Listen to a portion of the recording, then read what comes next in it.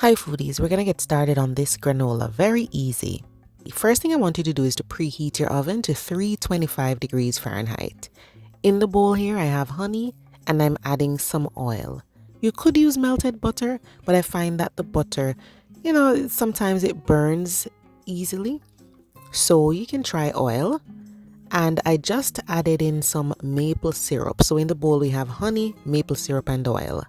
Then I'm adding some vanilla.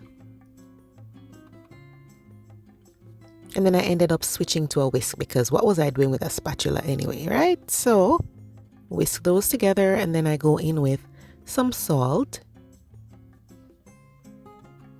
I'm also adding nutmeg and cinnamon.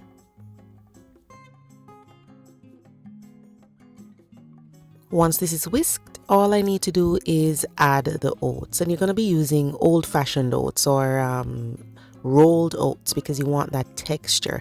If you use quick oats, then it's not going to have that nice crunch and that nice chewy texture. So just mix everything together. Your oven is already preheated to 325. So now you just need to pour this onto parchment paper, which is going to be on top of a baking sheet.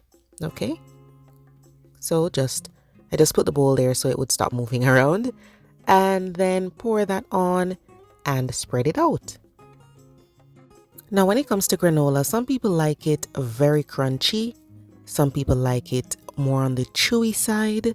So I'm going to recommend the timing for you guys, but you need to keep an eye on the granola, okay, so that it doesn't get too crunchy if you don't like it that way. So spread that out all the way.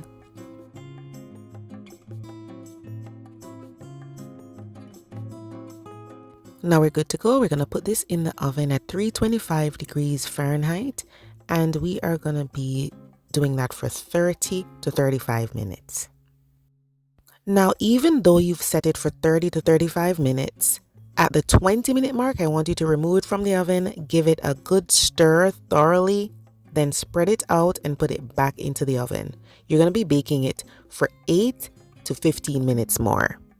If you go all the way to the 15, then it'll be darker and it will be much crunchier. If you do under 15, then it won't be as crunchy or as dark. And this is it, guys. It is done.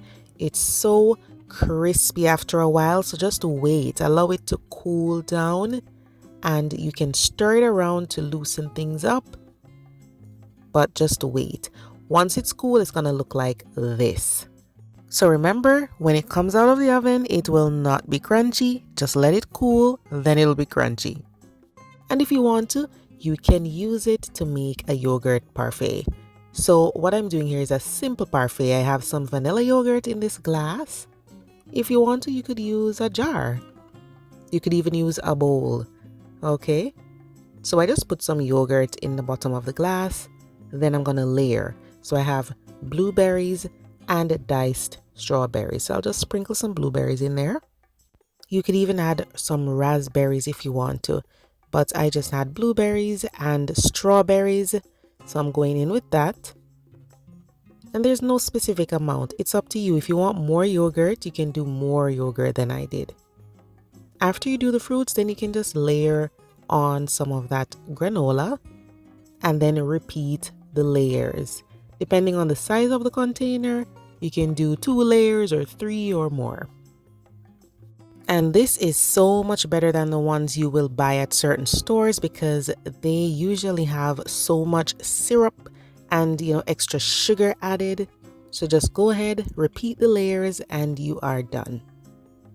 So on those days when you want to try something different, go ahead and try this yogurt parfait. For the granola, you may store it in an airtight container for about a week and a half. Thanks for watching, guys. See you next time.